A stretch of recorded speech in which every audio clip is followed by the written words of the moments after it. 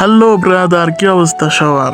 আজকে সস্তা মোবাইলের সস্তা ক্যামেরার সস্তা একটি ব্লগ নিয়ে এসেছি আপনাদের মাঝে। তো ফাইনালি অনেকদিন অপেক্ষা করার পরে আমাকে কুরিয়ার সার্ভিস থেকে ফোন করা হয় এবং বলা হয় আপনার কুরিয়ার টিনেতপুর পৌঁছে দিয়েছে, আমরা আপনি সেখান থেকে রিসিভ করে আনেন।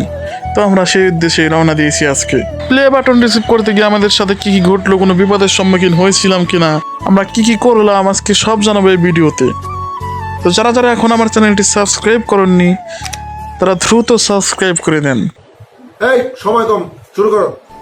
এই কাকা, এই নেন, শুরু করে দিলাম ব্লগটা। তো আমরা গাড়ি স্টার্ট করার পরই দেখতে পাই একসাসি নৌকার পাড় দাঁড়িয়ে টাইটানিক পোজ দিতেছি।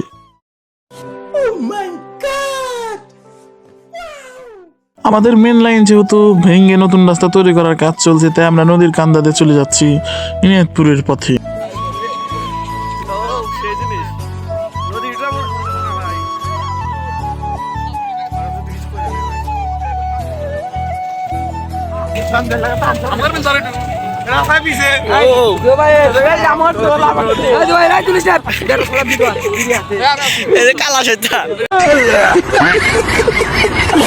পরে যাওয়ার পথে আমরা জানবার পারি কুরিয়ার টিনাতপুর না বরং কেজির মোড় বাজার এসেছি।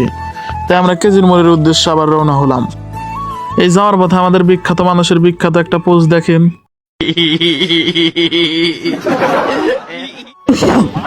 সে যাই হোক, যাওয়ার পথে আমাদের এরকম অনেক বিখ্যাত বিখ্যাত রাস্তার পার দিয়ে যাওয়া রাখছে। সে যাই হোক, ইনায়তপুর হসপিটাল পার হওয়ার পরে আমরা দেখতে পেলাম কার জন্য বিয়া বাসর ঘর সাজাইছে। এখানে অনেক বড় বাসর ঘর। আমার ঢোকার ইচ্ছা হলো কিন্তু ঢুকলাম না। এইদিকে দেখতে দেখতে কিন্তু আমরা কেজির মোড় বাজারে পৌঁছাই গেছি। যাওয়ার পথে দেখতে পেলাম কিছু আর্জেন্টিনার সাপোর্টাররা আর্জেন্টিনার পতাকা টানাইতেছে।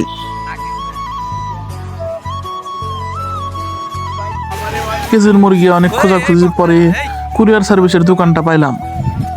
গিয়া দেখতে পেলাম একটা কাকা বসে আছে। কাকাকে সিরিয়াল নাম্বার বলার সাথে সাথে তিনি আমাদের প্রোডাক্টে বাহির করলেন এবং একটা কাগজ নিয়ে আমাকে সই দিতে বললেন। আমি সই করে দিলাম এবং নাম্বার দিলাম। দেওয়ার পরে আমরা আবার ইনায়তপুর হসপিটালের দিকে রওনা হলাম, কারণ সেখানে গিয়ে আমরা একটু হাঁটাহাঁটি করব। এখন আমরা হেঁটে হেঁটে ইনায়তপুর হসপিটালের দিকে রওনা দিলাম, কারণ ইনায়তপুর হসপিটাল এখান থেকে বেশি দূরে না।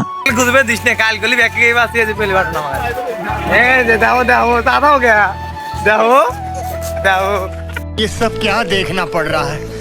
अच्छा है मैं अंधा हूँ। ভাবছিলাম বাড়িতে যা করে একটা আনবক্সিং করবো, কিন্তু আমাদের ধৈর্য আর কোলাইলো না। তাই আমরা হসপিটালে খোলা শুরু করে দিলাম।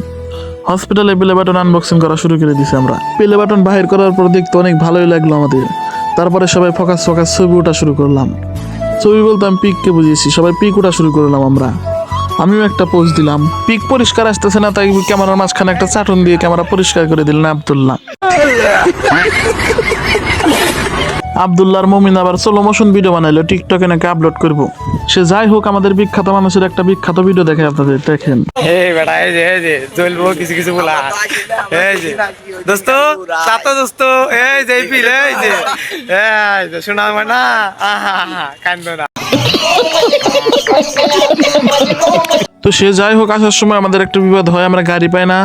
তো আমরা হসপিটাল গেট মানে নদীর কান্দা পর্যন্ত হেঁটে হেঁটে আসি। সেখানে অনেকক্ষণ বসে থাকার পর একটা গাড়ি আসে এবং আমরা তাকে বলে দেই যে তুমি এখানে আসবে, আমরা এখান থেকে যাব। এই যে বিখ্যাত মানুষের তো সিট উঠে গেছে, সে বলতেছে এখন শুনুন একটু। ভাই আসসালামু আলাইকুম ভাই, আমি আইছি সাহাতুল ভাই।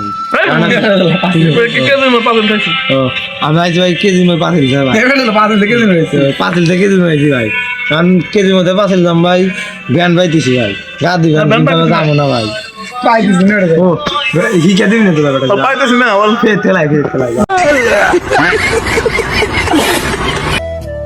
দীর্ঘ 2 ঘন্টা ওয়েট করার পর আমাদের গাড়ি আসলো। আমরা গাড়িতে উঠলাম, উঠে রওনা হলাম আমাদের বাড়ির দিকে।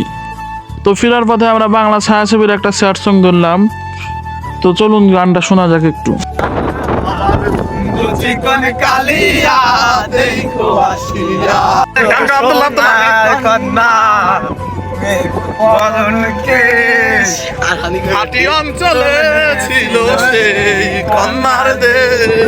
এরপরে শুধু একটা জায়গায় গাড়ি থেকে নেমে আমাদের গাড়িটা ধাক্কাইতে হয়েছে, কারণ সেখানে পানি উঠে গেছে, নদীর পানি।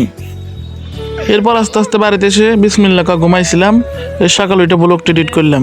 তো এর দেশে আমার কাছে কোনো ট্রিট বা খাইতে চায় না, কারণ আমার অবস্থা এখন বাবু চাচার লাগা। গরিব মানুষের খবর বুক ঢাকতে গেলে।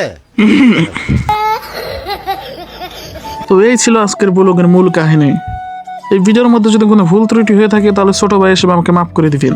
আর সবাই ভালো থাকবেন, আমার জন্য দোয়া করবেন, আমি যেন আরো এরকম মারাত্মক মারাত্মক ব্লগ নিয়ে আপনাদের সামনে হাজির হইতে পারি। আসসালামু আলাইকুম, বাই গাইস। Bye guys.